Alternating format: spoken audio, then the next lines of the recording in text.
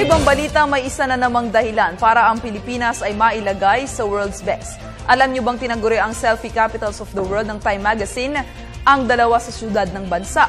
Balitaan mo kami, Bianca Piedad. Tinagurian ng Time Magazine ang Makati City at Pasig City bilang selfie capitals of the world. Inihayag ng Time editor na si Chris Wilson sa pahayag nito sa website ng magazine na isa na namang pagkilala ang maipagmamalaki ng financial center sa Pilipinas.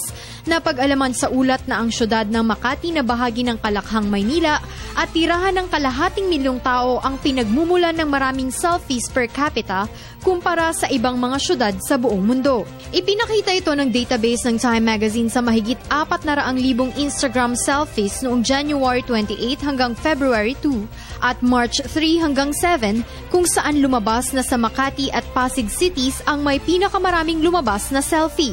Inihanay din ng kilalang magazine ang Cebu City bilang ika-9 sa listahan ng top 10 selfie-taking cities in the world.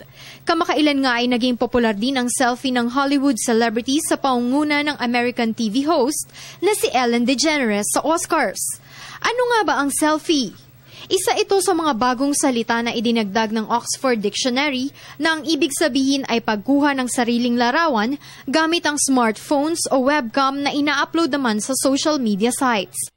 Nito nakapanayam namin ang ilang individual na aminadong gumagawa ng occasional selfies dahil sa magkakaibang mga dahilan. Kasi 1998 pa lang nag-start na kaming mag-selfie. Film pa lang yung camera mo, no? So trial and error ang pagse-selfie. At yung pagse-selfie, ginagawa lang namin yun pagka kunwari nahihiya kaming magpakuha sa iba or walang ibang tao na ikaw lang mag-isa at kailangan mong magpakuha. Feeling ko, ang taas ng level of confidence ko eh. Tapos para sa akin, parang kapag nakikita ng mga tao na yung mga pictures ko ng selfie, parang somehow nakakagaan ng loob na tipong nakikita nila na nakangiti ka, na masaya ka, parang ganon.